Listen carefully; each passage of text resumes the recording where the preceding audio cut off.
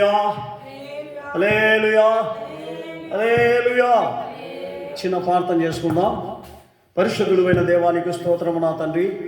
చిన్న మందగా చేరిన ఆయన యేసయ్యా, వాక్యంలోనికి వెలుచుండగా ప్రభా, వాక్యం శరీరధారిగా సర్వసత్యంలోనికి మా మీదికి దిగి మమ్మల్ని ఒక్కొక్కరిని ప్రభా, ఇదిగో నా తండ్రి, ఏ వాక్యము ప్రభా మా హృదయంలోనికి వెళ్ళి నా తండ్రి చక్కపరచునో ఆ వాక్యము ప్రభ మా హృదయంలో ఫలింపజేసేటువంటి గొప్ప కృప బలాన్ని ప్రభ మీరు మాకు ఒక్కొక్కరికి అనుగ్రహించినట్లు కృప దయచేయమని అడుగుచున్నాం.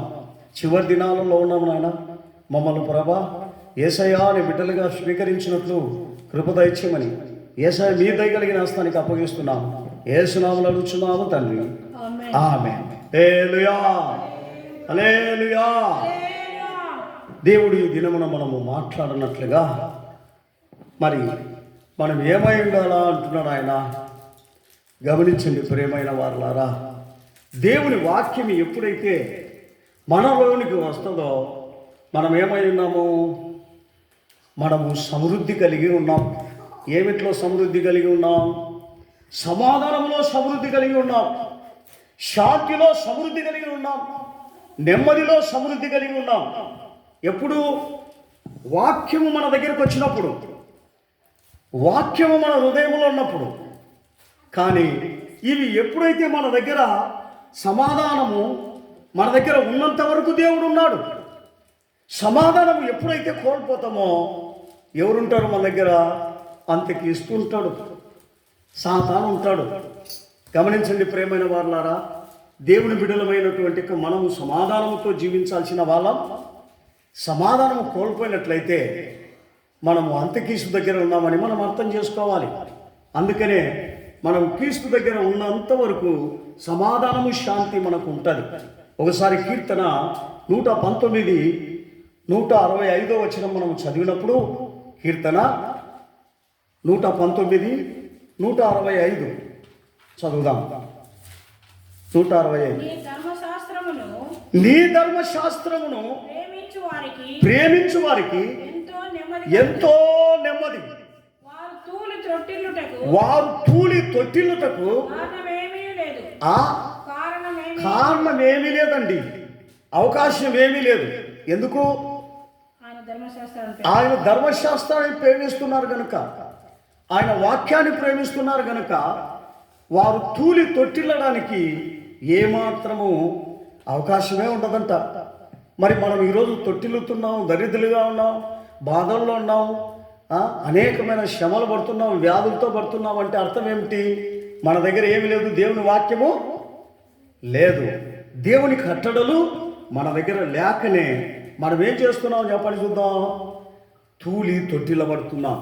అందుకని ఆయన అంటున్నాడు, ఆ తూలి తొట్టిల్లబడుకోకుండా గుణాలు నీకు లేకుండా ఉండాలంటే నువ్వు వాక్యం వినము, వాక్యము చేర్చుకో, వాక్య ప్రకారం జీవించు. ఖచ్చితంగా నీకేం కలుగుతుంది? నెమ్మది, శాంతి, సమాధానము, ఇవన్నీ వస్తాయి. యెషయా 58:18 కూడా మనం చూసినప్పుడు, యెషయా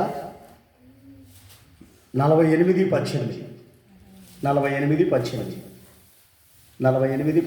యెషయా 48:18 నీవు నా ఆజ్ఞలను ఆలకింపవలెనని నేనెంతో కోరుచున్నాను.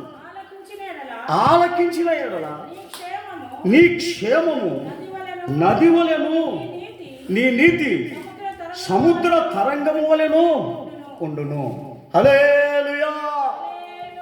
ఏమింటే చెప్పండి, ఏమింటే ఆయన ఆజ్ఞలను మనము గైకొంటే, ఇంటే మన ఎలాగుంటామంట? మన నీతి ఎట్లుంటుందంట? సముద్ర తరంగమోలే ఉంటుందంట, ఎన్నడూ కూడా కదిలించబడకోకుండా. మరి మనం ఎప్పుడైతే ఆయన ఆజ్ఞలు గైకొనకపోతే మనం అలాగుంటామా? చెప్పండి, అలాగ సమాధానంగా ఉంటామా? బాధల్లోనే ఉంటాం, శ్రమల్లోనే ఉంటాం. అందుకనే ఆయన అంటున్నాడు, నువ్వు సమాధానంగా ఉండాలని ఆయన కోరిక. అసమాధానంగా, సమాధానం లేకుండా ఉండడానికి ఆయన ఏమాత్రం ఇష్టపడరండి. కనుక నువ్వు దేవుని యొక్క బిడ్డగా మనం ఉన్నప్పుడు మనకు ఈ సమాధానాన్ని మనము తెచ్చుకున్నామా? అదే యెషయాలో మనం చూసినప్పుడు 26:3లో మనం చూసినప్పుడు, యెషయా 26:3 మనం చూసినప్పుడు 26:3 ఎవని మనసు ఇదిగో దేవుని మీద ఆనుకొని ఉన్నదో వారిని పూర్ణ శాంతిగా కలగజేస్తాడంట, కాపాడుతాడంట. హల్లెలూయా. ఎలయనగా అతడు నీ యందు విశ్వాసం ఉంచినాడు. గమనించండి, ఎవరు మనము ఆయన యందు హత్తుకొని ఉంటామో, ఆయనందు మనసు కలిగి ఉంటామో, ఏదో మన మనసు ఒకసాట ఏదో దేవుని సన్నిధానానికి వచ్చి ఊరికి వచ్చిపోతే అలాగ మనల్ని ఆశీర్వదించడు. మనం ఆశీర్వదించాలంటే పూర్ణ మనసుతోనూ పూర్ణ బలముతోనూ ఆయనను ఏం చేయాలి? హత్తుకోవాలా అంటాడు. అప్పుడు పూర్ణ శాంతి కలిగిన వాళ్ళగా మనల్ని చేస్తాడంట. ఇది మనకు ఉండాలండి. ఇది మనకు లేకోకుండా పోయినట్లయితే ఏ రీతిగా మనము దేవుని యొక్క బిడ్డలుగా మనం మార్చబడతాం. అందుకనే ఆయన అంటున్నాడు, నీవు క్రీస్తుకు దాసుడుగా ఉండాలంటే ఈ స్వభావాలు ఉండాలా అంటాడు. అంత్యక్రీస్తుకు దాసులుగా ఉండాలంటే సమాధానం ఉండదండి, శాంతి ఉండదు, నెమ్మది ఉండదు. ఏ రీతిగా ఉంటాం మనం? అసమాధానంతోనే ఏది చేసినా కూడా శాంతి ఉండదు. ఆ రీతిగా ఉంటామన్నమాట. ప్రకటన గ్రంథం 6:3-4 చూస్తే మనము ఎప్పుడైతే అసమాధానము, అశాంతి, నెమ్మది లేని స్థితి, ఎంత చేసినా తృప్తి లేని స్థితి, ఈ గుణగణాలన్నీ కూడా దేవుని గుణగణాలు కాదండి. అందుకనే వాళ్ళ ఆదివారాలు కూడా దేవుని మందిరానికి రాలేదు, సంపాదన చేస్తూనే ఉంటారు, దేవుని మీద ఆసక్తి ఉండదు. వీళ్ళందరూ కూడా వాళ్ళు అనుకుంటారు మేమేమో దేవుని పిల్లలము అని. కానీ దేవుడు ఎప్పుడో వాళ్ళని విసర్జించినామని వాళ్ళకు తెల్లా.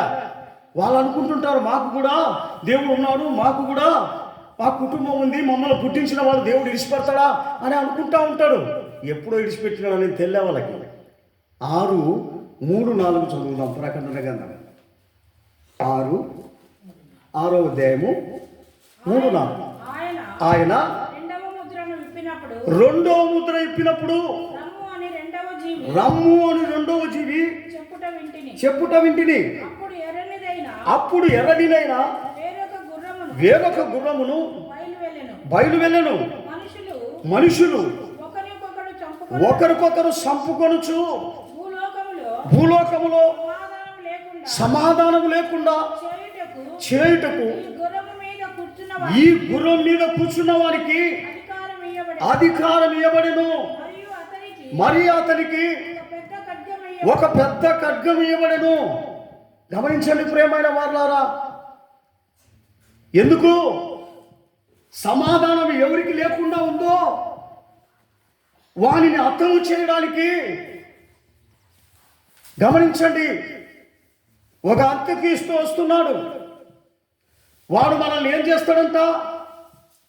వానికి ఒక ఖడ్గం ఇవ్వబడింది. వాడు మనల్ని చంపడానికి వస్తాడు. అందుకనే ఆయన అంటున్నాడు, దేవునిలో ఎప్పుడైతే నువ్వు సమాధానం పొందకుండా ఉంటావో, అసమాధానముగా ఉంటావో, నీ మీదకి ఏమొస్తుందని నువ్వు తెలుసుకో. సాతాను దగ్గర నుండి అంత్యక్రీస్తు వచ్చి నిన్ను ఏం చేస్తాడు? ఆయన నిన్ను చంపడానికి వస్తున్నాడు, కానీ అంత్యక్రీస్తు బతికించడానికి రాలేదు. దేవునికి స్తోత్రం. అదే 1 దశలోనికి రాసిన పత్రిక 5:3 మనం చూసినప్పుడు, 1 దశలోనికి రాసిన పత్రిక 5:3 మనం చూసినప్పుడు లోకులు ఏమనుకుంటారు? నెమ్మదిగా ఉండదుగా పని చేసుకున్నాం, భయం లేదు, ప్రార్థన పోవాల్సిన అవసరం లే ఏంటి అని లోకులు అనుకుంటారంట. భయమేమి లేదని చెప్పుకొనుచుండగా గర్భిణీ స్త్రీకి ప్రసవ వేదన వచ్చినట్లుగా వారికి అకస్మాత్తుగా నాశనము తటస్థించును గనుక వారెంత మాత్రమును తప్పించుకొనలేరు. హల్లెలూయా. అకస్మాత్తుగా వస్తుందండి వారి మీదకి. ఎందుకో వాళ్ళకి దేవుని భయం లేదు, దేవుని ఆలోచన లేదు, దేవుని సన్నిధానంలో తగ్గించుకొని మనము దేవునితో పరిశుద్ధ పడదాం, ఏకం అవుదాం అనేటువంటి గుణాలు లేవండి. గర్వము, అహంకారము, అతిశయము, ఇదిగో పనే మా దేవత, పనే మాకు ముఖ్యం, దేవుడు మమ్మల్ని ఆశీర్వదించాలా అంటూ ఉంటారు. వీళ్ళు ఎంత దౌర్భాగ్యులు అంటే అంత దౌర్భాగ్యులు. వీళ్ళ మీదకి ఎట్లొస్తుందంట, హఠాత్తుగా ప్రసవ వేదన ఏ రీతిగా గర్భిణీ స్త్రీకి వస్తుందో అటువంటి ఒక స్థితి వారికి వస్తుంది అంటున్నాడు. దేవునికి స్తోత్రం. ఎవరికి? సమాధానము, నెమ్మది లేకోకుండా ఎప్పుడు పని పని పని, ఎప్పుడు ఇంటి యొక్క కార్యములే చూసుకునేటువంటి వారికి హఠాత్తుగా దేవుడు పంపిస్తాను అంటున్నాడు. దేవునికి స్తోత్రం. గమనించండి ప్రియమైన వారులారా, ఇటువంటి యొక్క దినాలు దగ్గర ఉండగా మరి మనమందరం ఏం చేస్తూ ఉన్నాం? హాయిగా తింటున్నాం, పనులు చేసుకుంటున్నాం, కానీ ప్రసవ వేదన వచ్చినట్లు హఠాత్తుగా వచ్చునని చెప్తున్నాడు. యెషయా 33వ అధ్యాయం 7వ వచనం మనం చదువుదాం. యెషయా 33వ అధ్యాయము 7వ వచనం. వారి శూరులు బయట రోదనము చేయుచున్నారు, సమాధాన రాయవారులు ఘోరముగా ఏడ్చుచున్నారు. గమనించండి ప్రియమైన వారులారా, ఎవరు రోదన చేస్తున్నారు? శూరులు రోదన చేస్తూ ఉన్నారు. గమనించండి. వీళ్ళు మాకు సమాధానం కావాలని వీళ్ళేం చేస్తున్నారు? రోదన చేస్తూ ఉన్నారు. ఎక్కడ దొరుకుతుందండి? సమాధానం ఇచ్చిన కాలంలో సమాధానాన్ని తీసుకోలేరు, సమాధాన పరుచుకునేటువంటి యొక్క కాలంలో సమాధానంగా లేరు, వచ్చే కాలంలో సమాధానాన్ని పొందుకోలేదు. కానీ రాని కాలంలో సూర్యులు వచ్చి వీళ్ళను పాడు చేస్తుంటే ఇప్పుడు మాకు సమాధానం కావాలా, ఇప్పుడు మాకు నెమ్మది కావాలా, ఇప్పుడు మాకు శాంతి కావాలని ఎదురు చూస్తే ఎంత దౌర్భాగ్య స్థితి. కృపాకాలంలో ఇచ్చినది పోగొట్టుకొని అంత్యక్రీస్తు కాలంలోనికి వచ్చేటువంటి ఒక సమయానికి నాకు శాంతి సమాధానం కావాలంటే ఎంత దౌర్భాగ్య స్థితితో ఒకసారి మనం ఆలోచన చేసుకోవాలి. ఇది ఈ జనులు ఆలోచన చేసుకోరండి. అందుకనే ఆయన చెప్తున్నాడు, అంత్యక్రీస్తు మీ మీద ఏలుబడి ఎట్లా చేస్తున్నాడో మీకు తెలియకోకుండానే ఇప్పుడే చేస్తూ ఉన్నాడు. యెరెమీయా 15వ అధ్యాయము 8వ వచనంలో మనం చూసినప్పుడు ఇప్పుడే ఆ అంత్యక్రీస్తు మన దగ్గర ఉండాలండి. యేసు ప్రభు లేడు, నువ్వు ప్రార్థనకు వస్తున్నావు, కానీ నీ దగ్గర ఎవరున్నాడు? అంత్యక్రీస్తున్నాడు. ఎందుకున్నాడు? వాడు నీకు తెలియకుండా నీ శరీరాన్ని, నీ ఇంటిని వాడు ఆక్రమించుకున్నాడు. అది తెలియదు. యెరెమీయా 15:8 వారి విధవరాండ్లు సముద్రపు ఇసుక కంటే విస్తారముగా ఉందురు. మధ్యాహ్నము కాలమున యవనుల తల్లి మీదికి దోచుకుని వారిని నేను రప్పించెదను, పరితాపమును భయములను అకస్మాత్తుగా వారి మీదికి రాజీలేదను, రప్పించేదను నేను. ఎవరంటున్నారు ఈ మాట? సమాధానం లేకుండా ఉండే జనులకు, శాంతి లేకుండా ఉండే జనులకు, నెమ్మది లేకుండా ఉండే జనులకు, రాత్రి పగలు దేవుడు అనక కష్టము పని చేసుకునేటువంటి వాళ్ళ మీదికి వాళ్ళు అనుకుంటారు, నా కుటుంబం కొరకు నేను కష్టపడుతున్నా, నా పిల్లల కొరకు నేను కష్టపడుతున్నా, దేవుని అనుకోకుండా నువ్వు కష్టపడమని నిన్ను ఎవరు చెప్పినారు? దేవుని వాక్యం వినుకోకుండా నిన్ను కష్టపడమని ఎవరు చెప్పినారు? కానీ నువ్వు నీ కుటుంబం కొరకేనా నువ్వు ఈ లోకంలో ఉండేది? దేవుని యొక్క వాక్కు విని వాక్కు ప్రకారం జీవించడానికి కాదా? దేవునికి విధేయత పడడానికి కాదా? ఎందుకు నిన్ను దేవుడి లోకంలో నియమించినాడు? నీ ఇష్టానుసారంగా జీవించడానికా? నీ ఇష్టానుసారంగా పనులు చేసుకునడానికా? నీ ఇష్టానుసారంగా నువ్వు పవర్తంగా దేవునికి అర్థంగా జీవించడానికి నిన్ను ఈడ ఏర్పరచుకున్నాడు ఆ దేవుడు. మనమందరం కూడా దేవునికి తగినట్లుగా జీవించడానికే నిన్ను నన్ను ఈ లోకంలో పెట్టినాం. ఇంతవరకు ఈరోజు బతికిస్తున్నానంటే, ఈరోజు బతుకుతున్నామంటే, ఈరోజు పని చేసుకుంటున్నామంటే, ఈరోజు మన కుటుంబాలు చల్లగున్నాయంటే దేవుని యొక్క కనికరమే. ఇంకనైనా నువ్వు మారుతావేమో, ఇంకనైనా నీ జీవితంలో సరి చేసుకుంటావేమో, ఇంకనైనా నీ బుద్ధులు సరి చేసుకుంటావేమో అని దేవుడు చూస్తున్నాడే కానీ నువ్వు సమాధానం లేకోకుండా, ప్రార్థనకు రాకుండా సమాధానం లేదు, నాకు నెమ్మది లేదు ఏంటి? ఇలాగ అనుకుంటే ఎంత దౌర్భాగ్య స్థితి. యెషయాలో చెప్తాడు 59వ అధ్యాయము 59, 7, 8 చదువుదాం. 7, 8 యెషయా 59, 7, 8. వారి కాళ్ళు పాపము చేయుటకు పరిగెత్తుతా ఉన్నాయి, నిరపరాధులను చంపుటకు అవి త్వరపడిపోతా ఉన్నాయి. వారి తలంపులు పాప హేతుకమైన తలంపులు, పాడును నాశనమును వారి దగ్గర, వారి తోవలలో ఉండాలి. శాంతి వర్ధనుడు వారు ఎరుగరు, వారి నడవడికలలో న్యాయము కనబడదు. వారు తమ కొరకు వంకరి తోవలు కల్పించుకుంటున్నారు. వాటిలో నడుచువాడు ఎవడును శాంతి నొందడు. హల్లెలూయా.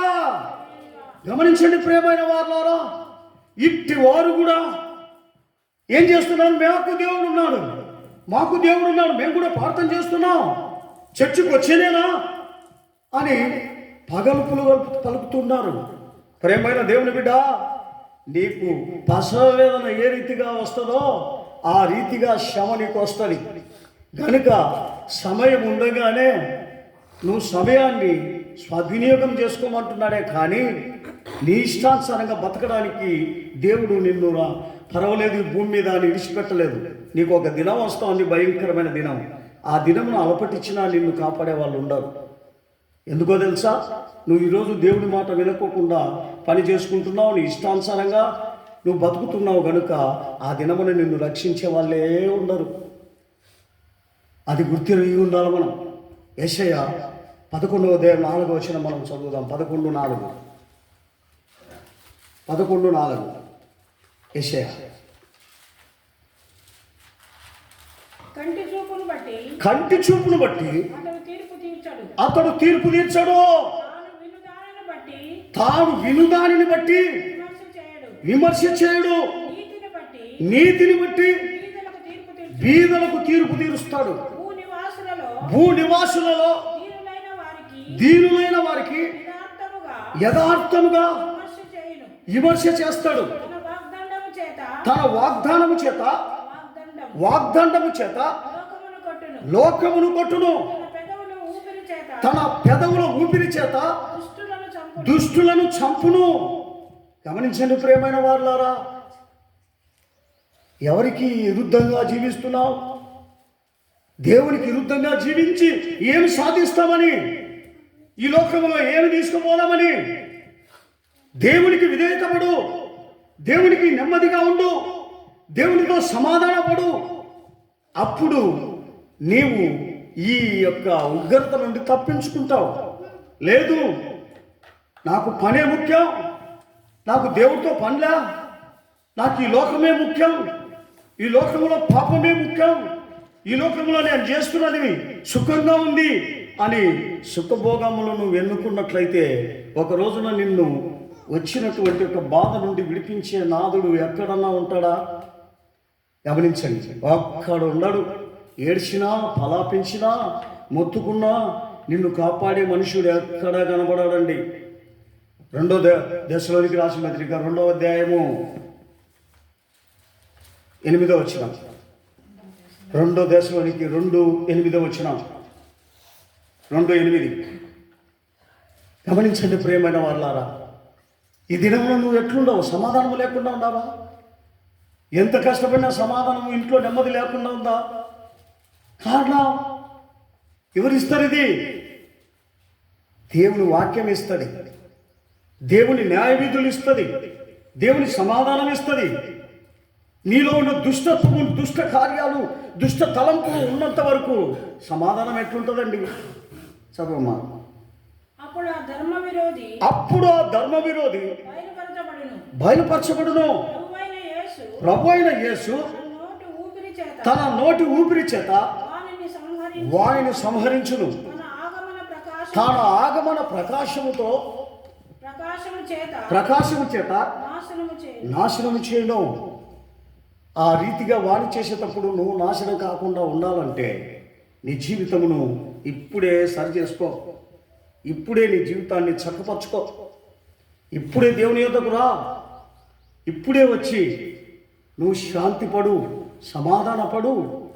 దేవునితో అడుగు, ప్రభువా నీతోనే నేను ఉంటా, నీతోనే నా జీవితం, నేను పాపలోకంలో నేను జీవించను, నాకు నువ్వే కావాలని తీర్మానం చేస్తే బతుకుతావు.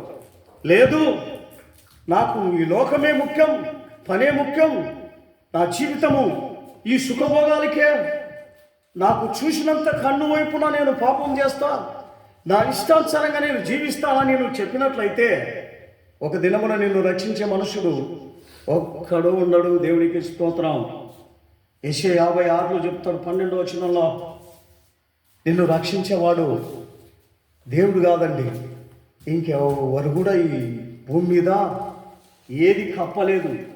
ఈరోజు ఎండ వస్తుందంటే చెట్లు ఉన్నాయి, కానీ ఆ రోజు ఆ చెట్లు కూడా నీకు నీడ ఇవ్వదు. మరి ఈ యొక్క మనం ఏదో పాకా వేసుకుని ఆ పాకాలు కూడా ఒక్కటి ఉండవు. ఏదన్నా కప్పాలా అనుకుంటాం, ఏదన్నా మనల్ని కాపాడాలా అనుకుంటాం. ఆ దుర్దినములు రాకమునిపే నీ జీవితాన్ని సరి చేసుకోమంటున్నాడు. చదవమ్మా.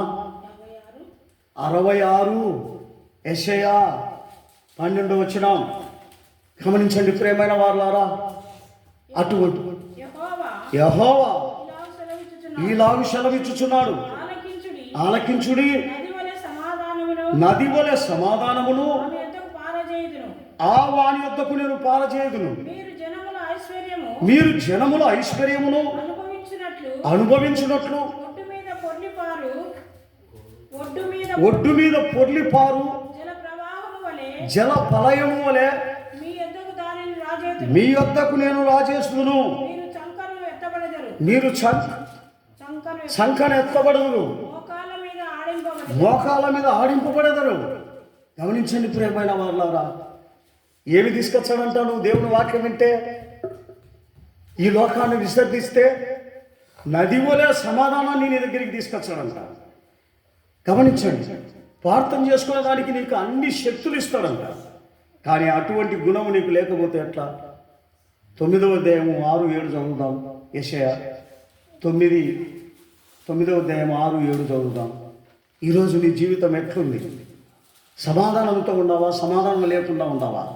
సమాధానం లేకుండా ఉంటే అంతక్రీస్తు మనిషివి, సమాధానంగా ఉంటే దేవుని మనిషివి, యేసు ప్రభు మనిషివి. ఈ రెండు నువ్వే తెలుసుకో.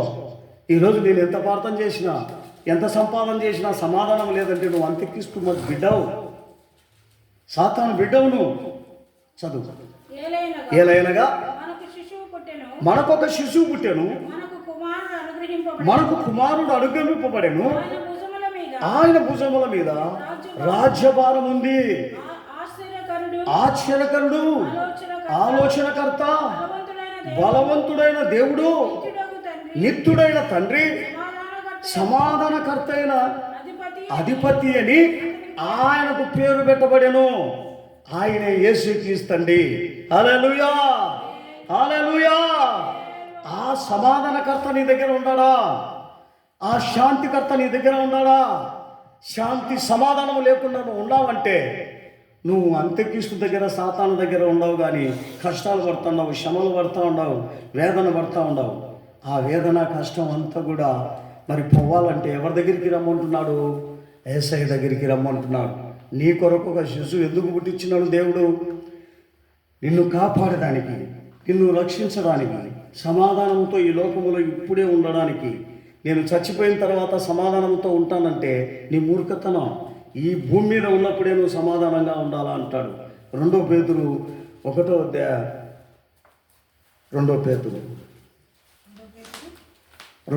3వ అధ్యాయము 14వ వచనం.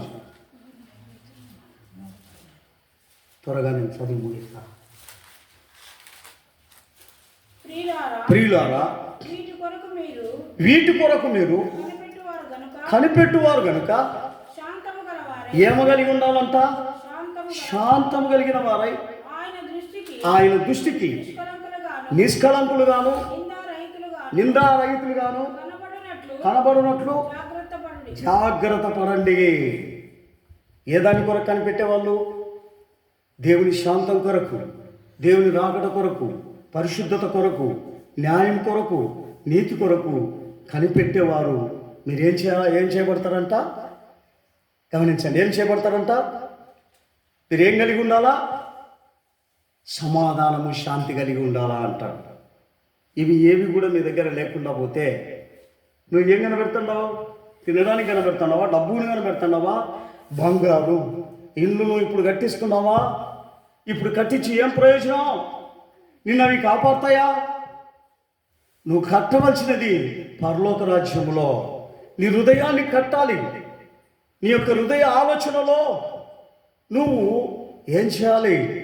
పరిశుద్ధపడాలి, పాపము లేకుండా ఉండాలి, దురాలోచనలు లేకుండా ఉండాలి, దుష్టతనం లేకుండా ఉండాలి.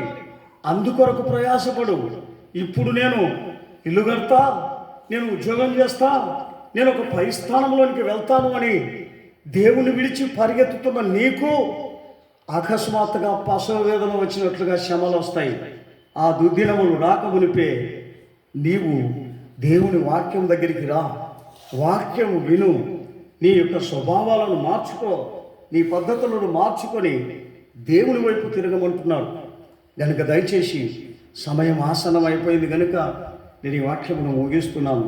దేవుని యొక్క పరిశుద్ధ నామానికి మహిమ కలుగును గాక. ఆమేన్. నేనేమై ఉన్నానో దైవ కృప చేత ఉన్నాను. నేనేమై ఉన్నానో దైవ కృప చేత ఉన్నాను. కృపయే నన్ను ప్రతిలకుండా కాపాడి నడిపినది. హల్లెలూయా. నన్ను ప్రతిలకుండా కాపాడి నడిపినది. ఆమేన్, ఆమేన్. నేనేమై ఉన్నాను దైవ కృప చేత ఉన్నాను. నేనేమై ఉన్నాను. ఆమేన్. హల్లెలూయా, హల్లెలూయా. హల్లెలూయా, హల్లెలూయా.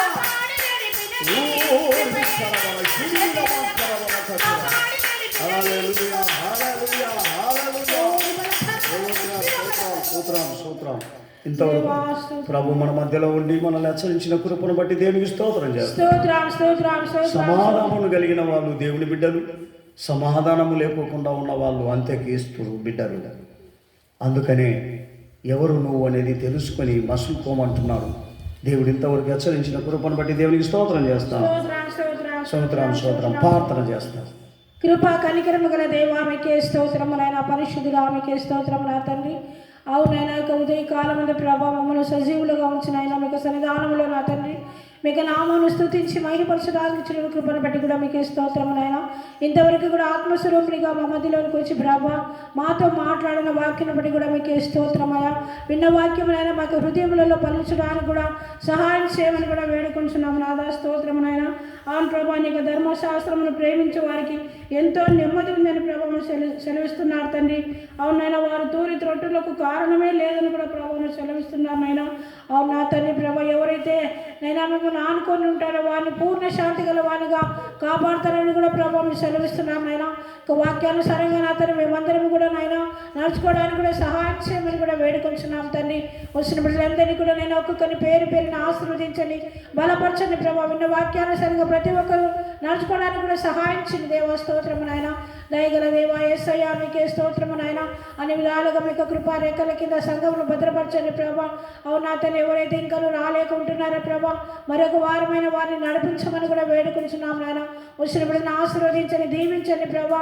నిత్యము నైనా నేను స్తుతించి మీకు నామాన్ని మహిమపరిచి కృపను దయచండి ప్రభా. నేను యొక్క సన్నిధిలో ఉన్నటువంటి వ్యాధిగ్రస్తులను కూడా ప్రభా మీరు ముట్టండి నైనా, స్వస్థత దయచండి ప్రభా.